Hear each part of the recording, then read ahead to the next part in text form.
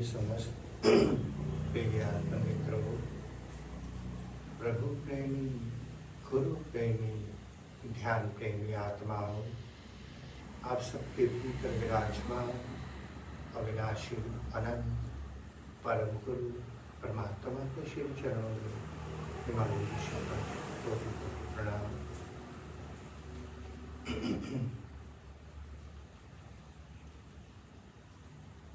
प्यारे साधकों, प्यारे मित्रों, अस्तित्व हर समय नूतन है, सनातन है। सूत्र सदा से ही हम सभी के पास हैं, किंतु जब उस सूत्र को ध्यान की ऊर्जा के साथ दोहराया जाता है तो वो सूत्र हम सबके लिए एक समाधान बन जाता है। अनेकों राहें उस सूत्र के भीतर से निकलती हुई दिखाई देती हैं। जैसे भौतिक विज्ञान का सूत्र प्रामाणिकता के आधार पर खड़ा है, उसमें कुछ भी माइनस प्लस अगर कर दिया जाए तो उस सूत्र का कुछ और ही अर्थ निकल जाएगा। ठीक इसी तरह से ध्यान है। ध्यान हर समस्या का समाधान भी है। ध्यान मुक्ति का उपाय भी है। ध्यान मुक्ति का प्रवेश द्वार भी है। यूं कह सकते हैं कि ध्यान है तो हम मानव हैं। अगर हमारे भीतर ध्यान नहीं है तो मानव होते हुए भी मानव श्रेणी में नहीं है। एक सूत्र हमने लिखा, उसका बहुत गहरा कारण भी है, रहस्य भी है। पशु और पुरुष में अधिकांश समानताएं होती हैं, किंतु उन समानताओं के बावजूद भी पुरुष परमात्मा तक पहुंचने की योग्यता रखता है।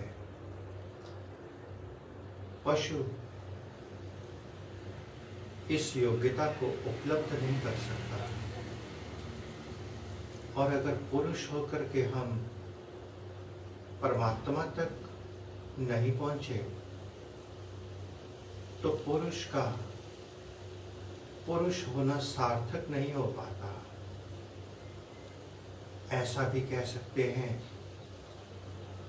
अगर पुरुष परमात्मा तक नहीं जाता, परमात्मा की खोज में, स्वयं की खोज में नहीं उतरता, तो वो पशु ही है। जरूरी नहीं कि पशु चार पांव से चलने वाले हों। कुछ सिविलाइज्ड सभ्य पशु भी होते हैं। ध्यान मुक्ति का प्रवेश द्वार है।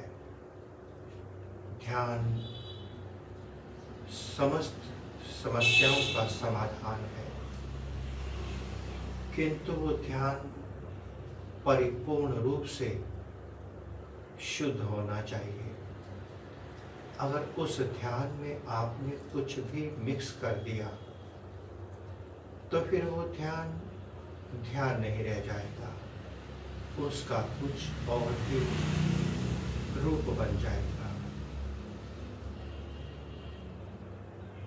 मिक्स करने का मतलब, अगर हम ध्यान में बैठे हैं, उसके साथ मंत्र जप कर रहे हैं, गलत नहीं है।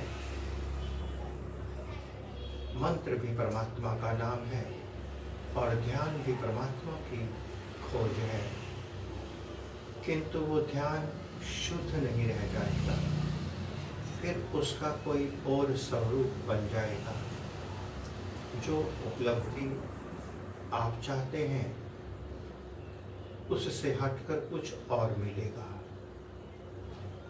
ध्यान 100% 100% प्रेजेंस मांगता है, पूर्ण ऊर्जा को मांगता है ध्यान। और उस पूर्ण में से 1% निकाल करके ऊर्जा को अगर हम मंत्र में लगा देंगे तो ध्यान की ऊर्जा 99% रह गई। तो वो ध्यान परमात्मा का द्वार नहीं खोल पाएगा। एक बात हमने अभी लिखी सभी साधकों के लिए, स्वयं अपने लिए भी। मैं, मेरा परिवार, मेरा गांव, मेरा राज्य, मेरा देश, इसके लिए तो सभी सोचते हैं। बड़ी सोच है मेरा देश, मेरा राष्ट्र। ये सोचना बहुत सुंदर सोच है। उससे कम सुंदर मेरा राज्य। सागर से निकलकर एक तालाब की तरफ आ गए हम। सागर से निकलकर फिर कुछ प्राणी ऐसे हैं जिनके सोचने का दायरा अपने गांव तक सीमित रह जाता है कि मेरे ही गांव का विकास हो। फिर वो छोटे से तालाब में समा जाता है। कुछ प्राणी गांव से भी नीचे आकर के अपने परिवार तक सीमित रह जाते हैं। एक छोटी सी 4 दीवारी में, यानी घर के भीतर बनाया गया एक छोटा सा तालाब, स्विमिंग पूल। जब तक हम 4 दीवारी में कैद हैं, मैं, मेरा परिवार, मेरा गांव, मेरे अपने जैसे अधिकांश संस्थाएं, अधिकांश धर्म संस्थाएं, यहाँ तक कि धर्म मंदिर, गुरुद्वारे, चर्च, जितने मुसलमानों के, ये सभी छोटे छोटे एक तालाब में सिमटे हुए हैं। मेरा मंदिर, मेरा मठ, मेरा आश्रम, मेरे गुरु भाई, मेरी गुरु बहनें, मेरा शिष्य, मेरा गुरु, जहां भी मैं, मेरा शब्द जुड़ गया। पुरुष से इंसान नीचे आ जाता है, जबकि पुरुष का चोला हमें मिला था ऊपर उठने के लिए, देवत्व को उपलब्ध होने के लिए, मुक्त होने के लिए मिला था। घर में रहने वाले इंसान मैं मेरे में बंद जाएं, समझ में आता है। मेरा परिवार, मेरी माँ, मेरे भाई बहन, मैं मेरा। साधु हो जाने के बाद भी मेरे गुरु भाई, मेरा आश्रम, एक संकुचित बुद्धि में उतरने का नाम है। जब तक साधक के जीवन में ध्यान नहीं है, ध्यान का अर्थ अगर हमें पता नहीं है, तो हम कितना ही नेत्रों को बंद करके 2 घंटे बैठे, 5 घंटे बैठे, उससे कोई फर्क नहीं पड़ने वाला। पहले हमें ध्यान को समझना होगा। ध्यान का अर्थ क्या है? फिर हम ध्यान की ओर चलेंगे, फिर हम सागर से भी ऊपर निकल जाएंगे, महासागर की ओर, महासागर से भी परे जाएंगे। महासागर तो एक पानी का छोटा सा प्रकृति द्वारा निर्मित स्रोत है, यहाँ एक तालाब है इस पृथ्वी लोक पर, किंतु इस पृथ्वी लोक से परे भी अनंत ब्रह्मांड है, अनंत अस्तित्व है। तो हमें अनंत अस्तित्व की ओर, परमात्मा की ओर, विराट की ओर लौटना है। कैसे लौटेंगे जब हमें उसका रास्ता ही नहीं पता, उसके आयाम ही नहीं पता, तो हम उस ओर कैसे जाएंगे? पहले हम ध्यान को समझ तो लें, फिर ध्यान में बैठेंगे।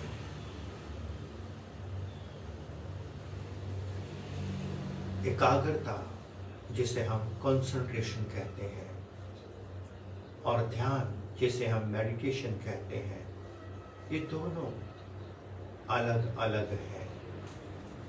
इन दोनों में जमीन आसमान का अंतर है। एक बिंदु है, एक सिंधु है, एक सूक्ष्म है, एक विराट है। ध्यान का अर्थ संपूर्ण अस्तित्व को स्वीकार कर लेने का नाम है। ध्यान का अर्थ उस परमात्मा से प्रेम कर लेने का नाम है, जो आपका भी है, मेरा भी है, जो समस्त जीवों का है, प्राणियों का है।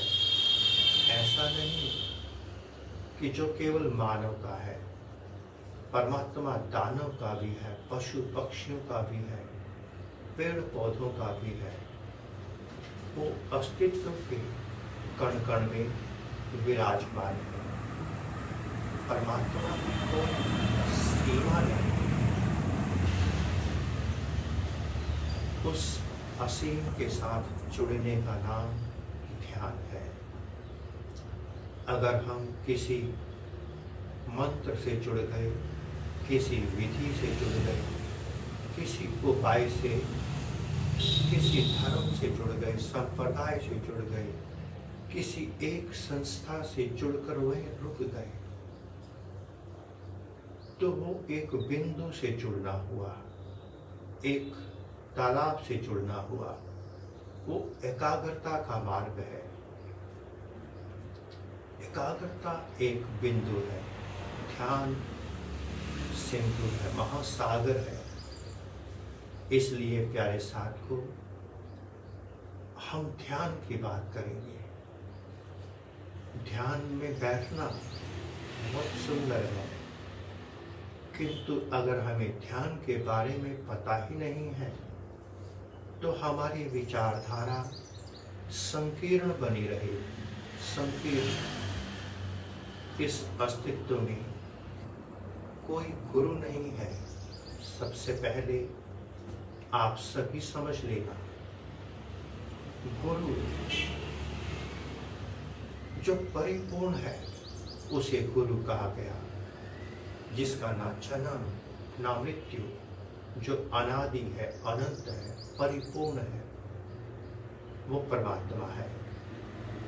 वही आपका भी गुरु है, वो मेरा भी गुरु है। वो समस्त चराचर जगत के जीवों के प्राणियों का गुरु है। पृथ्वी लोक का ही नहीं, अनंत समस्त ब्रह्मांडों का गुरु है परमात्मा। वो आपके भीतर भी समाया है, मेरे भीतर भी समाया है। वो जितना आपके लिए उपलब्ध है, उतना मेरे लिए भी उपलब्ध है। वो सभी के लिए एक समान उपलब्ध है। बाहर का गुरु सबके लिए एक समान उपलब्ध नहीं हो सकता। बाहर का गुरु मन, बुद्धि, इंद्रियों से जुड़ा है, अपनी इच्छाओं, वासनाओं से जुड़ा है। जो उसके अपने हैं वो उनके साथ जुड़ा है, उसका दायरा बहुत छोटा है। किंतु जो वास्तव में गुरु है, परमात्मा है, इसलिए तो उसे सर्वव्यापक कहा, omnipresent कहा। कण कण में वही विराजमान है, वो परिपूर्ण है, वो न कम हो सकता है न बढ़ सकता है। वो परमात्मा, वो गुरु आपका, मेरा, सबका, समस्त जगत का है। इसलिए जब गुरु की बात आए तो गुरु का स्थान परमात्मा को देना। बाहर के गुरु, जिसे जैसे कुछ लोग हमें भी गुरु कहते हैं, वस्त्रधारियों को, आपका सम्मान देना, आपका मर्यादा, आपके संस्कार है, बहुत सुंदर है। वास्तविकता में बाहर मार्गदर्शक है, मार्गदर्शक, और मार्गदर्शक भी अनेकों प्रकार के हैं। जैसे प्राइमरी का टीचर भी टीचर होता है, पीएचडी का टीचर भी टीचर होता है। उन दोनों में एक समानता तो है कि दोनों के नाम के साथ गुरु, टीचर शब्द जुड़ा है। दोनों की योग्यता बिल्कुल अलग है। एक प्राइमरी के बच्चों को शिक्षा देता है, एक पीएचडी के विद्यार्थियों को शिक्षा देता है। दोनों में बड़ा अंतर है। मार्गदर्शक जो बाहर हैं उनमें भी बड़ा अंतर है। एक मार्गदर्शक सदैव वर्तमान की बात करेगा, सदैव वर्तमान परमात्मा की बात करेगा, ध्यान की बात करेगा, भीतर उतर जाने की बात करेगा। वो पीएचडी का मास्टर है, जिसके पास बीते हुए कल की कोई किताब नहीं है, जो कोई पोथी लेकर नहीं बैठा, जो आने वाले कल की, भविष्य की किताब लेकर नहीं बैठा। वो पीएचडी का मास्टर है। किंतु ये कहना कि वो परिपूर्ण है, ये गलत है। पीएचडी पे पढ़ाई खत्म नहीं होती।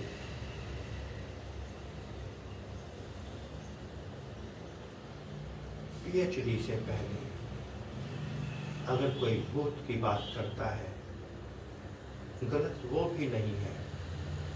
अस्तित्व में जब कण कण में वही है, तो गलत कौन, सही कौन? किंतु प्राइमरी का टीचर भूत की बातें करेगा, सदैव बीते हुए समय की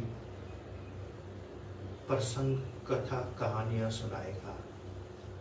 कथाकार गलत नहीं है,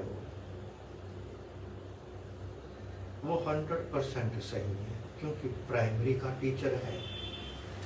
प्राइमरी के बच्चों को कथा कहानियां ही समझ आ सकती है, ठीक है वो, किंतु उसके पास ज्ञान का जो भंडार है, विद्वता का जो भंडार है, वो भूतकाल का है। वर्तमान में वो जी नहीं सकता, क्योंकि उसकी योग्यता नहीं कि वो पीएचडी के बच्चों को पढ़ा सके। उसने उतनी ही पढ़ाई की जितनी पढ़ाई से उसे उसके अपना परिवार का पालन हो सके। वो आगे उतना ही पढ़ा सकता है, उतना ही उसे वेतन मिलता है। कथाकार, कथाकार का मतलब ये नहीं जिन्हें आप समझते हैं, जो बीते हुए समय का इतिहास लेकर उसका वर्णन करता है, वो कथाकार, वो प्राइमरी क्लास है। और उसी के साथ एक और भी है जो भविष्य की बात करता है। जैसे ब्राह्मण देवता नहीं, ब्राह्मण तो वर्तमान की बात करेगा, वो ब्रह्म की बात करेगा, ब्रह्म में रमण करेगा। पंडित, पुरोहित, ज्योतिषाचार्य वो 100% ठीक है, अस्तित्व में कुछ भी गलत नहीं। वो भविष्य की बात करेगा, जन्म पत्र की, कुंडली की, ग्रहों की, नक्षत्रों की, और भविष्य की। ये सब प्राइमरी के टीचर हैं। ये एक दायरे में बंधे हैं, किंतु जब तक ये अपनी पढ़ाई नहीं करेंगे, इनको प्राइमरी स्कूल से मिडिल स्कूल में पढ़ाने की अनुमति नहीं मिल सकती। इन्हें भी आगे एग्जाम दे करके सिद्ध करना पड़ता है कि हाँ, अब मैं प्राइमरी से मिडिल स्कूल, हाई स्कूल के बच्चों को पढ़ाने की योग्यता रखता हूँ।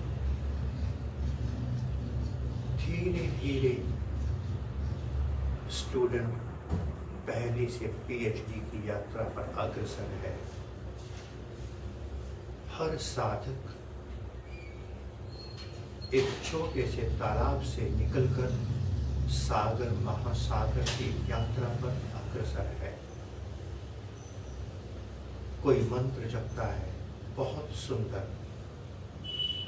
माध्यम हम कोई भी चुनते हैं, हर माध्यम, हर साधन साधक को ध्यान मंदिर के द्वार पर लाकर खड़ा कर देता है।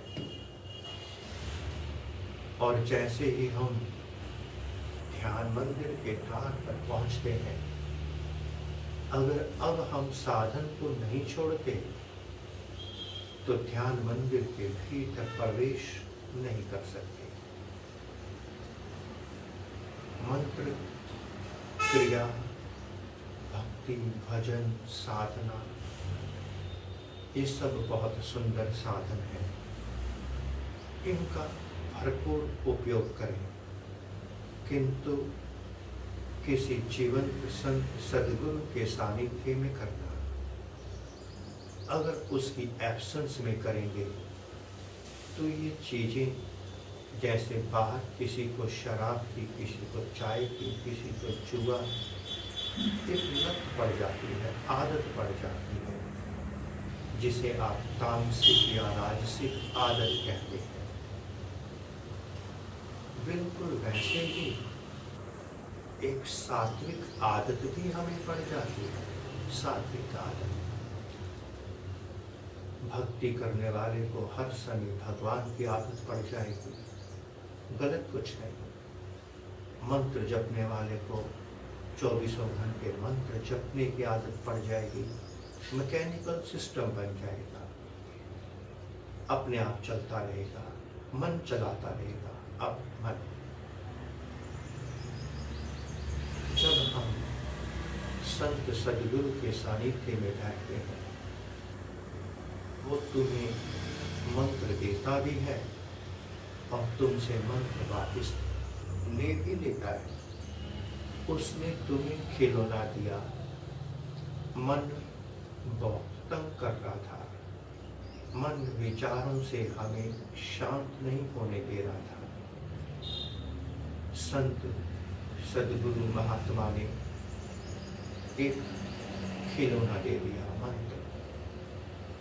मंत्र में मन उलझ गया, मन जो भटका रहा था भूत भविष्य में, अब मन को ऐसा खिलौना मिल गया। मंत्र कहो, क्रिया कहो, भक्ति कहो, भजन कहो, बंदगी कहो, वो उसमें लग गया। इससे पहले कि कोई आदत हमारा स्वभाव बन जाए, आदत को तोड़ना आसान है। किंतु अगर वो आदत हमारे स्वभाव में चली गई तो फिर उस स्वभाव से वापस निकलना असंभव हो जाएगा। आप कोई भजन सुनना, कोई गीत सुनना, कभी कभी कुछ भजन हमें, कुछ गीत प्रिय लगने लगते हैं, अच्छे लगने लगते हैं, हम उन्हीं बार बार सुनते हैं। थोड़े दिनों बाद वो हमारी जीभा पर बैठ जाते हैं, चलते फिरते उठते बैठते वही भजन चलता होता है, आदत बन जाती है और एक समय के बाद नींद में भी वही चल रहा होता है, मैकेनिकल सिस्टम बन जाता है, स्वभाव बन जाता है। फिर उस स्वभाव को तोड़ पाना इंसान के तो बस में नहीं होता। फिर उसे बाहर से एक्स्ट्रा एनर्जी, बाहर के किसी गुरु, संत, महात्मा की ऊर्जा चाहिए। वो ऊर्जा उस चेन को ब्रेक करेगी, ऐसे वो टूटेगी नहीं। स्वभाव की प्रक्रिया। स्वामी रामकृष्ण परमहंस, उनका आदत स्वभाव बन गई थी और उस स्वभाव को तोड़ने के लिए उनके गुरु को आना पड़ा, अन्यथा उनका जीवन चला गया था। अनेकों लोगों को देखना, हर समय वो किसी का लेक्चर सुनते ही रहेंगे, पढ़ते ही रहेंगे, आदत बन गई है। एक समय के बाद वो आदत इतनी स्वभाव में उतर जाएगी, टॉयलेट में भी कानों में ईयरफोन लगाकर, बुक्स लेकर के, अर्थात उसके बिना उनका जीवन। कुछ लोग सुबह सुबह बाथरूम जाते हैं टॉयलेट के लिए, बिना सौंप के टॉयलेट जा ही नहीं पाते। स्वभाव बन गया, खून में चला गया स्मोक का असर। अब उसे ब्रेक करना बड़ा मुश्किल हो जाता है। इसलिए प्यारे साथियों, कंसंट्रेशन से अच्छा है मेडिटेशन करना। मेडिटेशन समाधान भी है, मुक्ति भी है। हमने अनेकों साधकों को देखा, साधक की बात करेंगे, गृहस्थ आश्रम के लोगों की नहीं, साधक। आश्रमों में तो रहते हैं, आश्रम की चार दीवारी में रहना बुरी बात तो नहीं है, किंतु ऐसे हिप्नोटाइज हो जाते हैं कि यही मेरा है, आप मेरे नहीं हैं। जो इस चार दीवारी में है वही मेरा है, जो मेरे गुरु से जुड़ा है वही मेरा है, जो मेरे गुरु से नहीं जुड़ा वो मेरा नहीं है। जब तक इस मैं और मेरा की चेन बनी रहेगी, मैं और मेरा, तब तक मैं कितना ही ध्यान, साधना, भजन, बंदगी करूं, क्या मेरे गुरु ने मुझे यही शिक्षा दी कि मैं मेरा, तू तेरा, इसी में उलझा रहूं? अगर मेरा गुरु सच में ध्यानी, ज्ञानी, जागृत है, वो मुझे बिंदु में थोड़े ना उलझाएगा, वो तो मेरी समस्त दीवारें गिरा देगा। वो मेरे लिए उस छत को प्रकट करेगा जिसे आकाश कहते हैं, वहां लाकर खड़ा कर देगा, जिसकी कोई दीवार नहीं, कोई सीमा नहीं। इसलिए प्यारे साथियों, प्यारे मित्रों, अगर आप मैं मेरा से मुक्त हो सके तो आप साधक हैं, और अगर आप मुक्त नहीं हो सकते या नहीं हो सके तो बाधक हैं। एक छोटा सा एग्जाम्पल हम सभी ने अनेकों बार सुना, संतों गुरुओं के मुख से सुना, असर नहीं होता, क्योंकि या तो हमारी प्यास नहीं, या सुनाने वाले के पास शब्दों में ऊर्जा नहीं। गले में एक चेन डाल दो, लोहे की चेन। चेन का काम बांधना है। फिर गले में हम चांदी की चेन डाल दें, सोने की चेन डाल दें, मणियों की चेन डाल दें। गले को इस बात से कोई मतलब नहीं, गला तो ये देख रहा है कि मेरे गले में एक पाश डाल दिया गया, मुझे पुरुष से पशु बना दिया और बांध के एक जगह खड़ा कर दिया। और जो पुरुष है, जो परमात्मा होना चाहता है, वो बंध नहीं सकता। उसके लिए पूरा अस्तित्व ही गुरु है, पूरा अस्तित्व। हमने जो बात लिखी, जो सारे अस्तित्व का हो जाता है, उसका सारा अस्तित्व हो जाता है। जो समस्त प्राणियों के साथ परमात्मा के साथ जुड़ जाता है, परमात्मा उसके साथ समस्त प्राणियों के माध्यम से जुड़ जाता है। आप सभी खूब ध्यान में उतरना। ध्यान के सिवाय कोई रास्ता भी नहीं है होश, विवेक, जागृति को पाने का। शेष सभी रास्ते हमें ध्यान प्रदान करेंगे। ध्यान मुक्ति प्रदान करेगा। आप सब ने ध्यान के बारे में जाना, अब ध्यान में उतरना।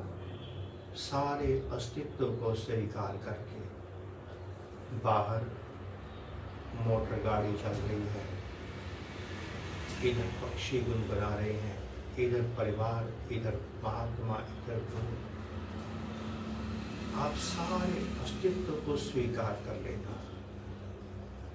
आपको मुक्त होने में देर नहीं लगेगी। एक एक से मुक्त होना चाहेंगे तो इतना बड़ा अस्तित्व है, छोटा सा जीवन है, मुक्त नहीं हो पाएंगे। जब हम सबको स्वीकार कर लेते हैं, उसी पल सबसे मुक्त हो जाते हैं, सबसे मुक्त। बस प्यारे साथियों,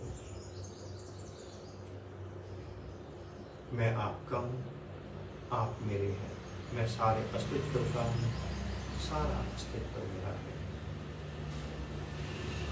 ओम नमः शिवाय। पुनः से आप सबके भीतर विराजमान अविनाशी अनंत परम गुरु परमात्मा के श्री चरणों में हिमालय ऋषि का कोटि कोटि प्रणाम। और संपूर्ण ब्रह्मांड में विराजमान समस्त देवी देवताओं, समस्त ऋषियों, मुनियों, गुरुजनों, संत महापुरुषों की ओर से आप सबको शुभ आशीष, शुभ मंगल कामना। ओम नमः शिवाय।